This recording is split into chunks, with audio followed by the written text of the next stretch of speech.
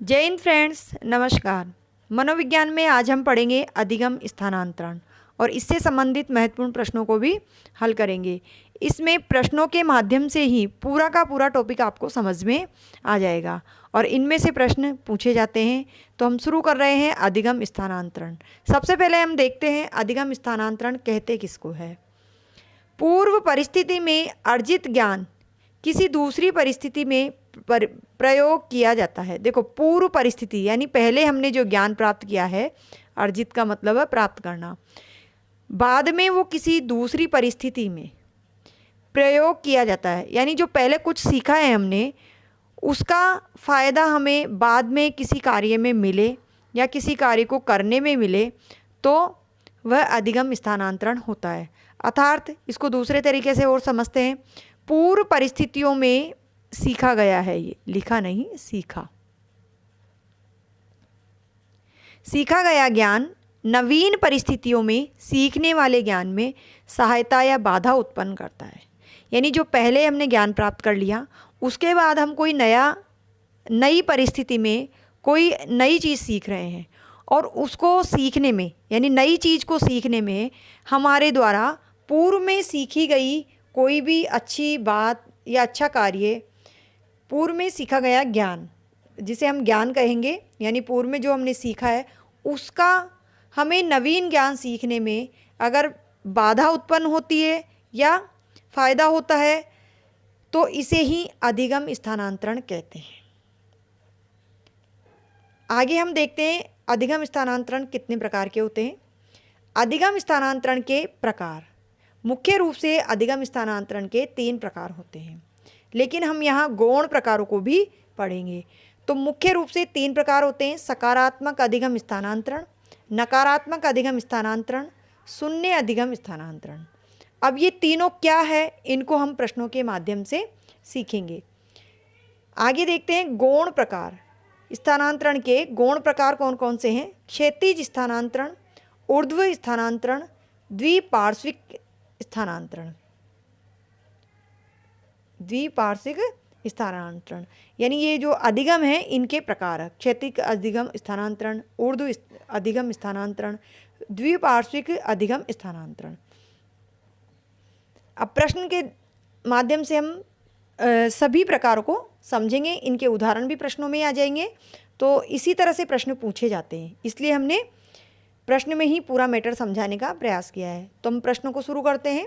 स्थानांतरण एक परिस्थिति में अर्जित ज्ञान, प्रशिक्षण और आदतों का दूसरी परिस्थिति में स्थानांतरित किए जाने की चर्चा करता है। यह किसने कहा? तो इनसे संबंधित कुछ परिभाषाएं, कुछ कथन हैं जो मनोवैज्ञानिकों ने दिए हैं और जो महत्वपूर्ण हैं उनको हमने इसमें शामिल किया है।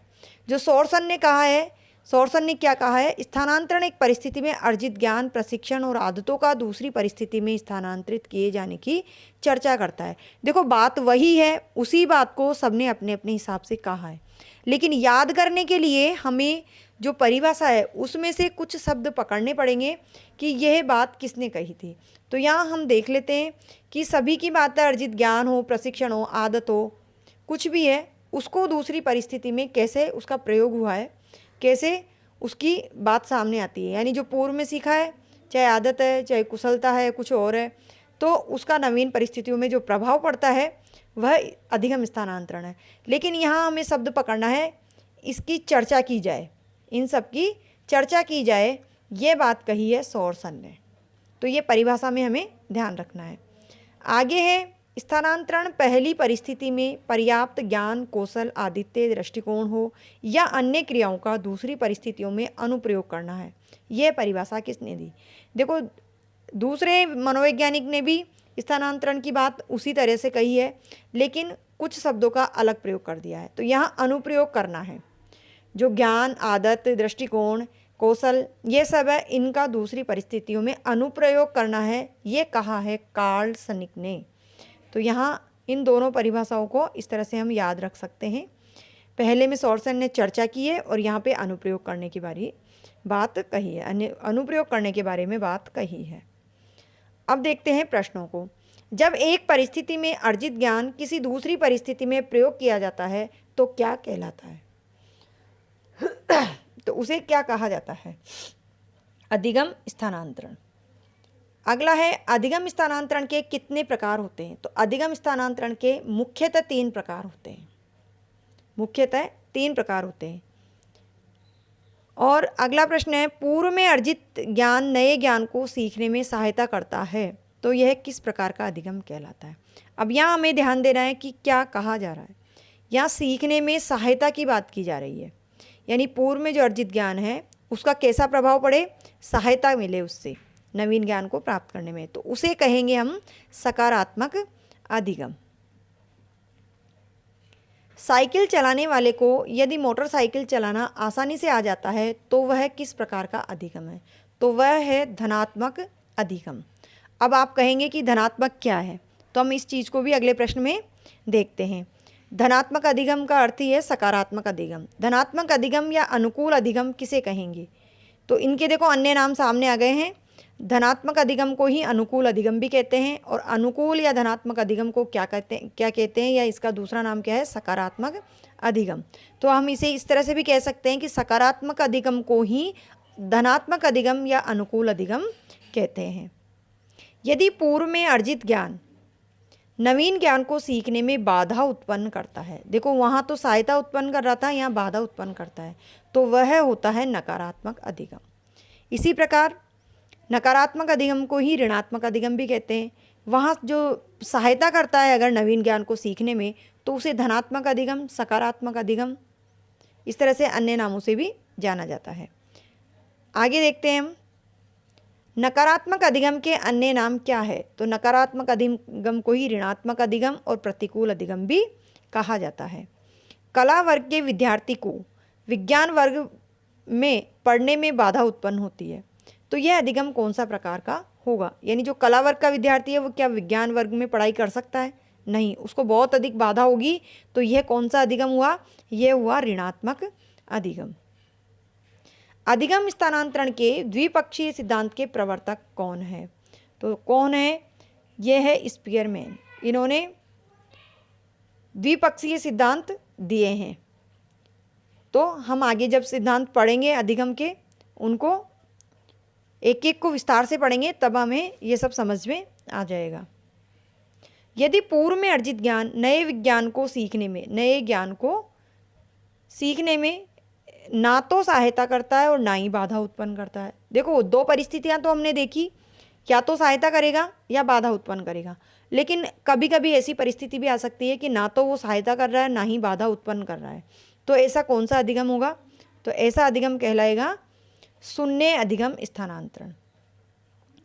जैसे कबीर के दोहे याद करें, तो कबीर के दोहे याद करने के बाद अगर हमको रहीम के दोहे याद करने हैं तो उनमें कोई समानता नहीं है, उन्हें हम अलग से ही हमें याद करने पड़ेंगे, तो यह है शून्य अधिगम स्थानांतरण। अधिगम स्थानांतरण को प्रभावित करने वाले कारक कौन कौन से हैं, अधिगम स्थानांतरण को कौन कौन से कारक प्रभावित करते हैं, अनुकूल मनोवृत्ति हो, सीखने की उत्तम विधियाँ हो, अंतर्दृष्टि हो अच्छी, और सीखने का सही समय हो, तो ये सब स्थानांतरण को प्रभावित करते हैं। जब एक परिस्थिति में सीखे ज्ञान कौशल आदतों को उसी से मिलती जुलती दूसरी परिस्थितियों में काम में लिया जाता है तो स्थानांतरण कहलाता है। कौन सा स्थानांतरण कहलाएगा, वो क्षैतिज स्थानांतरण। अब याद करने के लिए हमें ध्यान रखना, क्षैतिज यानी एक सीधी लाइन। तो जो अधिगम हमने किया है ज्ञान कौशल आदत किसी भी प्रकार का, तो उससे ही मिलती जुलती दूसरी परिस्थितियों में यदि वो काम आता है तो वह होता है क्षैतिज स्थानांतरण। विद्यालय में सीखे गए जोड़ बाकी गुणा और भाग का प्रयोग बाजार में सामान खरीदने में किया जाना किस स्थानांतरण का उदाहरण है। यानी बच्चा विद्यालय में जोड़ बाकी गुणा भाग करना सीखता है, उसे थोड़ा हिसाब आने लगता है, बाजार से हम उससे कुछ छोटा मोटा सामान मंगवाते हैं, तो वह वहाँ पर अपने जोड़ बाकी गुणा भाग का वहाँ प्रयोग कर लेता है। तो इस प्रकार का जो अधिगम है वो क्या कहलाएगा, वो क्षैतिज स्थानांतरण अधिगम कहलाएगा। पूर्व में सीखा गया ज्ञान उच्च परिस्थितियों में प्रयोग हो तो कौन सा अधिगम कहलाएगा, उच्च परिस्थितियों में, तो वह होगा ऊर्ध्व अधिगम। देखो यहाँ तो नाम से आराम से समझ में आएगा कि उच्च परिस्थितियों में होने वाला ऊर्ध्व अधिगम स्थानांतरण है। द्विपक्षीय स्थानांतरण किसे कहते हैं, तो द्विपक्षीय स्थानांतरण कहते हैं द्विपार्श्विक अधिगम स्थानांतरण को। नाम मिलते जुलते हैं, पार्श्विक या पक्षीय, एक ही अर्थ है। तो द्विपक्षीय स्थानांतरण किसे कहेंगे? द्विपार्श्विक अधिगम स्थानांतरण को ही द्विपक्षीय अधिगम स्थानांतरण कहेंगे। तो ये था हमारा अधिगम स्थानांतरण से संबंधित वीडियो। इसमें प्रश्न भी है और इनको शुरू में हमने समझाया भी है कि क्या होता है अधिगम स्थानांतरण। तो इससे संबंधित आपका कोई भी प्रश्न गलत नहीं होगा। वीडियो को आप ध्यान से पढ़ें, पूरा पढ़ें और समझने का प्रयास करें। जहाँ समझ में नहीं आता है तो दोबारा देखिए, अन्यथा कमेंट्स करें, जिससे हमें पता चले कि आपको कहाँ समझ में नहीं आ रहा है और उसे हम अगले वीडियो में बता दें। वीडियो अगर पसंद आता है तो प्लीज़ लाइक करें, शेयर करें और चैनल को भी सब्सक्राइब करें।